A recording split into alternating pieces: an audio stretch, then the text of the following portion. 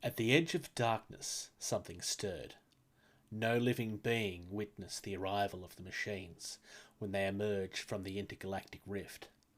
Huge hulks of melted metal slowly advanced to the edge of the Milky Way galaxy. The badly damaged ships wandered the sparse edge of the galaxy, searching for new homes. Folks, welcome to Legions of Steel. This is a game originally designed in the 90s between somebody and their friends. It's been rejigged and redone to launch with brand new metal models, which I know will excite a few people. This is a game that was originally on Kickstarter by Raybox Games earlier in the year. It did fund successfully, and they're getting ready to launch out their stuff. I have some sample models to go with you today. These were supplied by Raybox Games. He reached out to the community for people that would be willing to give some feedback on the models, which is what I'll be doing with you today. So, I'll do a bit of an unboxing for you. Well, an unbagging. I've kind of taken them out of the box already, mainly because I wanted to make sure that this was what I thought it was. But I'll be going through these with you. We'll have a look at the parts and the models, and then I'll go off camera, get them glued together, bit of priming and some zenithial highlighting. Yeah, it means I'm breaking my pledge a little, but it's okay, it's for this. And at the end, we'll come back with some views of the actual models and maybe some comparisons with some more well-known stuff to give you an idea of the size. Back with you in a moment, guys. Okay, so this is the package that I received from Raybox Games. As you can see, I have torn into this already. Again, this is because I needed to make sure it was what I thought it was, but I have not opened any of the bags that are inside. Now, before I look at any of this closely, these are metal models. So what I'm probably expecting is some fairly significant mold lines. I would be expecting some flashing from like the injection points and stuff, like some fairly standard stuff that you would expect in metal models. So let's see what we have. Well, at a first glance, these appear to be really smooth. Let's adjust a little bit. Okay, so shall we start with some robots? I think we'll start with some robots.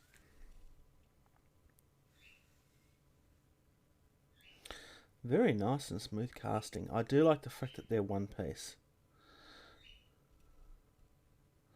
The fact that these are metal is really going to please a lot of people. So there's a couple of very small injection points there at the bottom of the feet, which are very easily snipped off. There really is almost nothing in the way of mold lines. A little bit of one there. That's really, really impressive. So, and I think these are all the same. I think they might be the same. Now, obviously, robot skeleton looking dudes bring something to mind from pop culture. But if you look at this, they are not T800s. They are definitely a completely unique thing. This, by the look of it, I think is more robot-y type guys.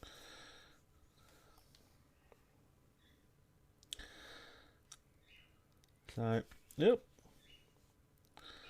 A little bit of flashing there, easily fixed. Again, this is another one-piece mould. This one does have a little bit more of a mould line on it. You can see it under the arm there.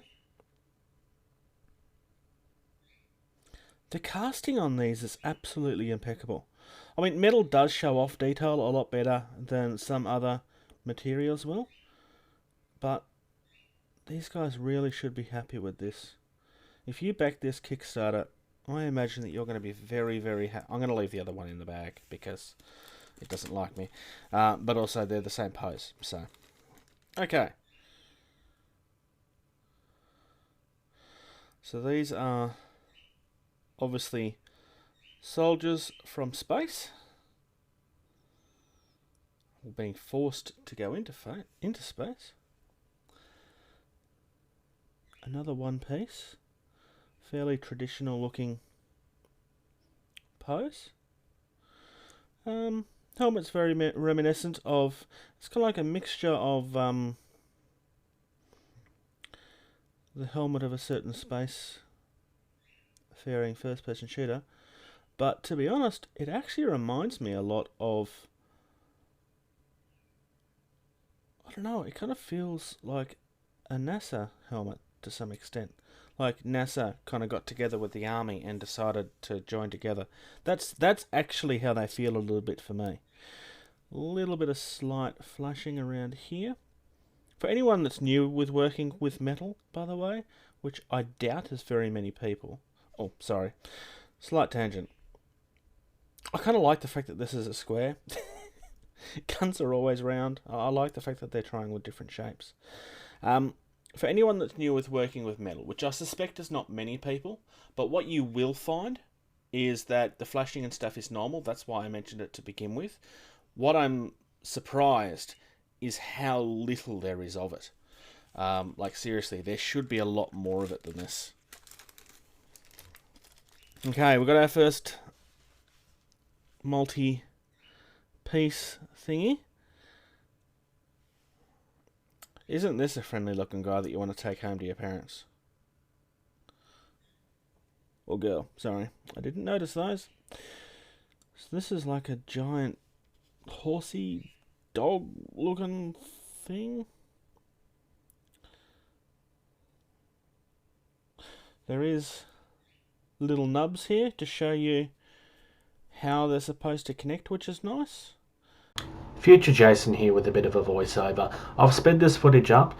All of those arms do go with this one model. It has multiple connection points, which is why it looks a little odd. I apologise that my hand got in front of the camera at this point. Infinity do this as well, where they do the little nubs and stuff, and it does help with the building of the models. It gets a bit difficult with this stuff sometimes.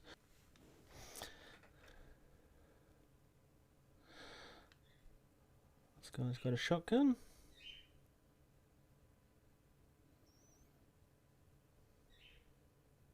Casting is really nice on this.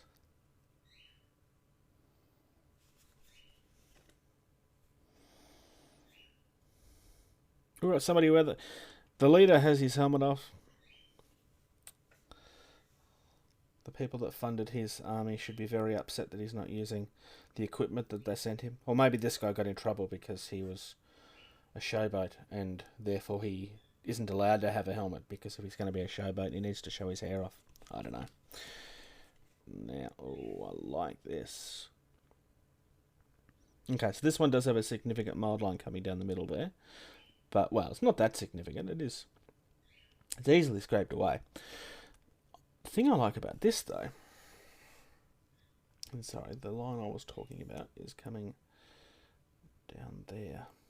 The thing I like about this, though, is that is very clearly not a human head.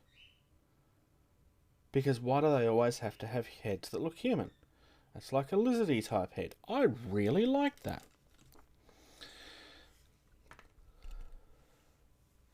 Got some pulse cannon-y thingy here. Technical term. Cannon-y thingy. That goes really nicely. And last but not least, I have a feeling that this is the one from the picture that was the big looking demon-y guy. Because I haven't... yeah, it is. You know when you have a model in a video game that's very clearly only built to scare the living daylights out of you. That's very clearly what the Legion of Steel were thinking when they built this monstrous looking thing. It's clearly just, oh, it's even got a pitchfork. That is cool.